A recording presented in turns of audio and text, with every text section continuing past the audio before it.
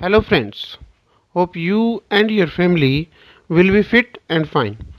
I am Sanjay Kamra और आज मैं आपके लिए बड़ा ही इंटरेस्टिंग और इजी टॉपिक लेके आया हूँ जो है अनसीन पैसेज या रीडिंग कॉम्प्रिहेंशन।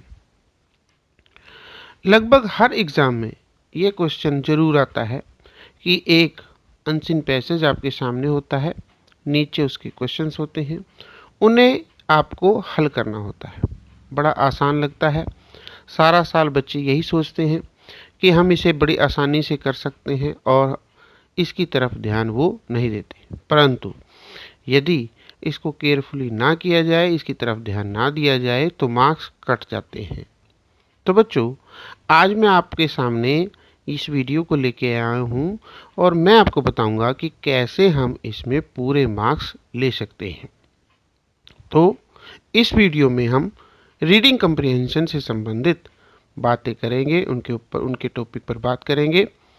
पहले हम पता करेंगे कि रीडिंग कम्प्रिहेंशन क्या होता है और इसे कैसे करते हैं। साथ ही एक एग्जाम्पल के थ्रू फिर हम इसकी प्रैक्टिस भी ज़रूर करेंगे।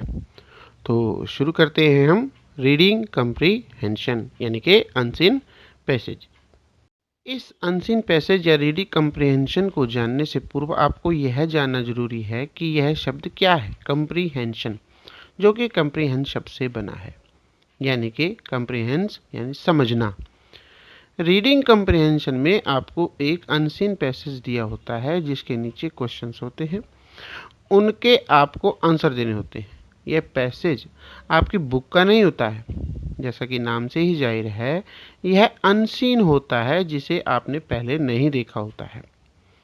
इस पैसेज के जरिए एग्जामिनर आपकी इंग्लिश नॉलेज को जानने की कोशिश करता है, यानी कि वो यह समझना चाहता है कि आप कितना कम्प्रिहेंशन को देख करके समझ सकते हैं।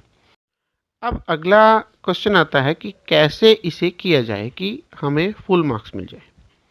तो ध्यान दें, सबसे पहले आपको पैसेज के क्वेश्चंस को, आई रिपीट, आपको पैसेज के क्वेश्चन को बड़े ध्यान से पढ़ना है, ना कि पैसेज को। क्योंकि ज़्यादातर बच्चे क्या करते हैं कि पैसेज को पढ़ते हैं और वो भी एक बार नहीं बल्कि 3-4 बार। इससे क्या होता है कि उनका समय खराब होता है। पैसेज को 3-4 बार पढ़ने से समय खराब होता है और बाकी प्रश्नों के लिए समय नहीं मिल पाता है। बजाय कम्प्रिहेंशन को बार बार पढ़ने की, आपको पहले कम्प्रिहेंशन के नीचे दिए हुए क्वेश्चंस को बड़े ध्यान से पढ़ना है। यहाँ भी कुछ उनकी हिंदी बनाने पर बड़ा जोर देते हैं कि क्वेश्चन को हमें समझना है। यहाँ भी बहुत समय लग जाता है, इसलिए आपको बड़ा ध्यान देना है कि आपको क्वेश्चंस तो पढ़ने हैं लेकिन उनको कोशिश करनी है इंग्लिश टू इंग्लिश ही समझने की। यदि कोई वर्ड आपको समझ में नहीं आ रहा है, हिंदी में उसकी हिंदी नहीं आपकी समझ में आ रही, तो आप उसको इंग्लिश में ही रहने दें। आप सोच रहे होंगे ये कैसे हो सकता है, तो ध्यान दें, मैं आपको एग्जाम्पल देता हूँ। मान लो इसमें मैंने लिखा है राम नोज अबाउट टेलीपैथी। यहाँ आपको टेलीपैथी की हिंदी नहीं पता, तो आपको क्या करना है, आपको बाकी वर्ड्स के साथ उसके क्वेश्चन को समझने की कोशिश करनी है। यानी राम टेलीपैथी को जानता है, टेलीपैथी के बारे में जानता है। अब मान लो क्वेश्चन है कि हु नोज अबाउट टेलीपैथी, तो आपको आंसर अपने आप ही तो मिल गया, राम नोज अबाउट टेलीपैथी। यहाँ पर आपको टेलीपैथी की हिंदी करने की आवश्यकता ही नहीं पड़ी। तो आपको कम्प्रिहेंशन करते समय वर्ड टू वर्ड हिंदी अनुवाद करने की आवश्यकता नहीं है, क्योंकि कम्प्रिहेंशन एग्जामिनर इसलिए डालता है कि वह आपकी नॉलेज को चेक कर सके। इसलिए कई बार वह ट्रिकी क्वेश्चन भी कर देता है, जहाँ पर क्वेश्चंस के आंसर ऊपर या नीचे वह डाल देता है और आप उसकी चक्कर में फंस जाते हैं और गलत आंसर दे बैठते हैं। अब आप सोच रहे होगी कि यह क्या सर कह रहे हैं, तो मैं आपको एक एग्जांपल देता हूँ। देखिए, Gita was a singer, her voice was very sweet, it was the cause that everyone like her. अब ये तो पैसेज है, अब इसके क्वेश्चन को मैं आपको दिखाता हूँ, एक एग्जांपल देता हूँ। क्वेश्चन है why was Gita liked by everyone. तो जो बच्चे तुक्का लगाने की कोशिश करते हैं, अब यहाँ पर एवरीवन और लाइक ये लास्ट वाली लाइन में हमें मिल गया, तो वह आंसर क्या कर देते हैं, it was the cause that everyone like हर।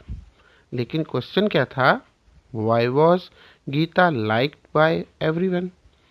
तो देखिए आंसर बिल्कुल ही गलत हो गया, जबकि इसका आंसर यह होना चाहिए था कि everyone like Geeta because of her voice. तो ध्यान देना है कि क्वेश्चन का आंसर ऊपर या नीचे हो सकता है, आपको बड़े ध्यान से सटीक उत्तर देना है। केवल वर्ड को मैच करने से आंसर नहीं बनते हैं। और सबसे इम्पोर्टेंट बात कि इस क्वेश्चन को ज़्यादातर लास्ट में करने की कोशिश की जाती है और यह समझा जाता है कि ये बड़ा ही इजी है, इसलिए क्वेश्चन को ही तो करना है हमने पैसेज में से देख के, और उसे बाद में करने की कोशिश करते हैं, लेकिन बाद में काफ़ी कम समय बच जाता है और जल्दबाजी में हम आधे अधूरे प्रश्नों के ही उत्तर दे पाते हैं, जिसके कारण मार्क्स पूरे नहीं आते हैं। तो बच्चों अब हम एक एग्जाम्पल देखते हैं रीडिंग कम्प्रिहेंशन का। ये आपके सामने एक रीडिंग कम्प्रिहेंशन है, अनसीन पैसेज है। तो सबसे पहले हमें क्या करना है, सबसे पहले हमें इसके नीचे दिए हुए क्वेश्चंस को देखना है। तो क्वेश्चन है what was the farmer doing.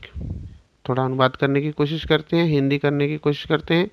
What was the farmer doing, farmer क्या कर रहा था। दूसरा देखते हैं हु वॉज क्रॉलिंग। अब मैंने कहा था कि यदि आपको कोई वर्ड नहीं आता है हिंदी में, क्रॉलिंग शब्द मान लो आपको हिंदी में नहीं पता है, तो आप उसकी हिंदी क्या करेंगे, क्रॉलिंग कौन कर रहा था। ठीक है, कौन क्रॉलिंग कर रहा था। नेक्स्ट देखते हैं where did the snake live, snake कहाँ पर रहता था। Where did the snake live, snake कहाँ पर रहता था। नेक्स्ट है who are the two friends, दो मित्र कौन थे। Who are the two friends, दो मित्र कौन थे। और लास्ट है what will be the opposite of inside, inside का अपोजिट यानी कि विपरीतार्थक क्या होगा। बच्चों हमने अब क्वेश्चंस को बड़े ध्यान से समझ लिया है। अब हमारा नेक्स्ट स्टेप क्या है कि हम पैसेज को रीड करें और साथ साथ क्वेश्चंस के भी आंसर करते चले जाएं। तो शुरू करते हैं। Once a farmer was ploughing a field. तो बच्चों क्वेश्चन भी हमारा फर्स्ट यही था, what was the farmer doing, farmer क्या कर रहा था। तो हमारी पहली ही लाइन उसका आंसर देती है कि फार्मर फील्ड में प्लोइंग कर रहा था। तो आंसर बना देंगे the farmer was ploughing a field. Next देखते हैं, आगे चलते हैं। He was busy in his work, suddenly he saw snake crawling behind him. वह अपने काम में बिजी था, अचानक एक सांप क्रॉलिंग करते हुए इसके पीछे आ गया। तो बच्चों देखो क्वेश्चन भी था हमारा क्रॉलिंग वाला, क्या, हु वॉज क्रॉलिंग, कौन क्रॉलिंग कर रहा था। मैंने कहा था यदि क्रॉलिंग की आपको हिंदी नहीं पता तो आप वैसे के वैसे ही इसको पढ़ लें, हिंदी कर लें। हु वॉज क्रॉलिंग, क्रॉलिंग कौन कर रहा था। तो यहाँ पर आंसर है स्नेक कर रहा था। तो हम हु की जगह सिर्फ द स्नेक करके इस आंसर को कंप्लीट कर सकते हैं। द स्नेक वॉज क्रॉलिंग, है ना इजी। तो आपने इसी प्रकार से आसानी से इनको करते हुए जाना है। आगे चलते हैं। द फार्मर गॉट फ्रेटेंड, किसान डर गया।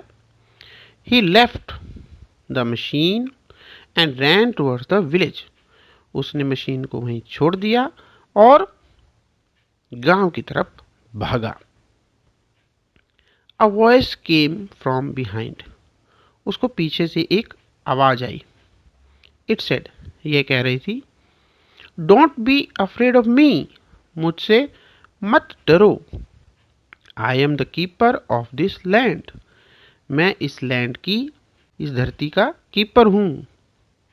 आई live inside a hole in your field, मैं तो एक छोटे से बिल में, इनसाइड, उस बिल के अंदर रहता हूँ। And take care of your crop, और मैं आपकी फसल की सुरक्षा करता हूँ। तो ये कौन कह रहा था?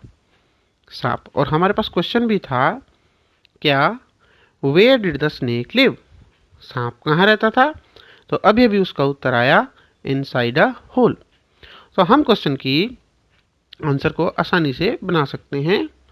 क्वेश्चन था where did the snake live, तो डिड होने की वजह से हम इसमें सेकेंड फॉर्म का यूज करेंगे, the snake lived inside a hole. Very good, आगे चलते हैं। So I am your friend, तो मैं तुम्हारा दोस्त हूँ।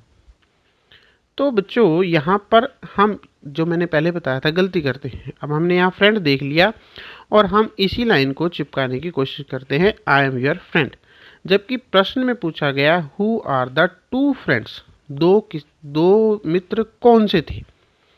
तो बच्चों मित्र कौन कौन से थे? एक तो स्नेक और दूसरा फार्मर। तो यहाँ यह गलती नहीं करनी कि वर्ड को देख करके उसी लाइन को उसका आंसर समझ लेना और उसको वहाँ पर लगा देना। आंसर बनेगा the snake and the farmer were the two friends. आगे पढ़ते हैं इसको, इस पैसेज को। The farmer listen to this, farmer ने इसको सुना, एंड रिटर्न बैक, और वो वापस चला आया। He try to feel the reality of the snake's statement, वह कोशिश कर रहा था कि जो सांप ने कहा है क्या वह सत्य है। तो हमारे पास चारों क्वेश्चन हो चुके। लास्ट क्वेश्चन हमारे पास पड़ा है, what will be the opposite of inside, यानी कि इनसाइड का विपरीतार्थक क्या होगा। तो बच्चों मैंने अपोजिट करा रखे हैं आपको, आप सभी करते हैं। तो इनसाइड का अपोजिट हो जाएगा आउटसाइड। तो देखें कितनी आसानी से हम पैसेजेस को, अनसीन पैसेजेस को कर सकते हैं। बच्चों इस तरह की आपको सभी बातों का ध्यान रखना है ताकि आपके फुल मार्क्स पेपर में आ सकें। आपने वीडियो को बड़े ध्यान से देखा है, उसके लिए थैंक यू, और इसे लाइक, शेयर और कमेंट करना मत भूलें।